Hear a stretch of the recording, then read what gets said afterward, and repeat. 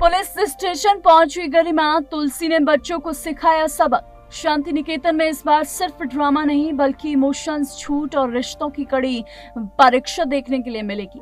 एक तरफ तुलसी ने घर के तीनों बच्चों को उनकी शरारतों का ऐसा सबक सिखाया जिसे वे शायद कभी भूल पाएंगे। वहीं दूसरी तरफ गरिमा की एक गलती उसे सीधे पुलिस स्टेशन तक ले गई है। लेकिन सबसे बड़ा ट्विस्ट तब आया जब वैष्णवी ने बिना किसी को बताए गरिमा की मदद की।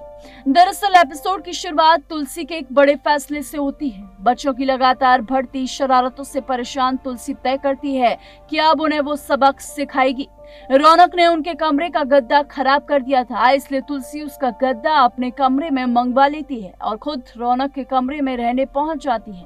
वह साफ कहती है कि अब वह यहीं सोएगी क्योंकि उनके कमरे का गद्दा खराब हो चुका है। रौनक इस फैसले का विरोध करता है, लेकिन तुलसी उसे याद दिलाती है कि ये घर उसका है और घर के नियम भी वह तय करेगी। इधर कहानी नया मोड़ लेती है जब गरिमा अपने बॉयफ्रेंड क्रिश से मिलने चुपके से घर से निकल जाती है। दोनों की मुलाकात ज्यादा देर तक नहीं चल पाती क्योंकि पुलिस वहां पहुंच जाती है। पुलिस दोनों से पहचान पत्र मांगती है। कृष्ण अपनी आईडी दिखा देता है, लेकिन गरिमा के पास कोई पहचान पत्र नहीं होता। इसी वजह से पुलिस दोनों को थाने ले जाती है और कहती है कि जब तक पहचान का सबूत नहीं मिलेगा तब तक उन्हें जाने नहीं दिया जाएगा। पुलिस स्टेशन पहुंचकर गरिमा घबरा जाती है।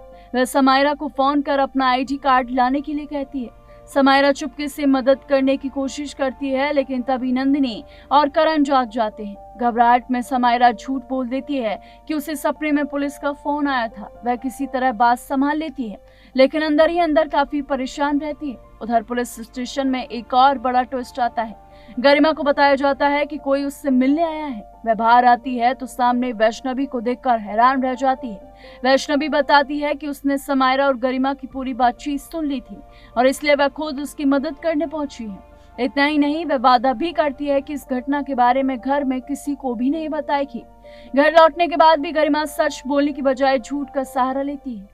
जब करण उससे सवाल करता है तो वह कहानी बना देती है कि उसकी क्लास के एक लड़के को पैसों की जरूरत थी, उसी के लिए 5000 रुपए चाहिए थे। करण बिना ज्यादा सवाल किए उसे पैसे दे देता है। बाद में जब समायरा पूछती है कि वह घर कैसे लौटी तो गरिमा फिर झूठ बोलती है कि कृष के परिवार ने उसकी मदद की।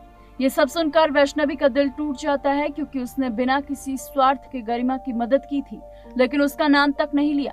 एपिसोड के आखिर में वैष्णवी अपना दर्द तुलसी के सामने बयां करती है। वह कहती है कि घर के लोग उसकी कद्र नहीं करते और उससे नफरत करते हैं, लेकिन तुलसी उसे समझाती है कि शांति निकेतन में रिश्ते वक्त के साथ बदलते हैं और एक दिन सभी उसके प्यार और सच्चाई को जरूर समझेंगे। अब सबसे बड़ा सवाल यही है, क्या गरिमा अपने झूठ की सच्चाई कबूल करेगी? क्या वैष्णवी को उसका सम्मान मिलेगा? क्या तुलसी का सिखाया सबक बच्चों को बदल पाएगा? इन सवालों के जवाब जानने के लिए जुड़े रहिए, क्योंकि सास भी कभी बहू के अगले एपिसोड के साथ, क्योंकि TNP एक्सप्लोर आपको हर अपडेट साझा करता रहेगा।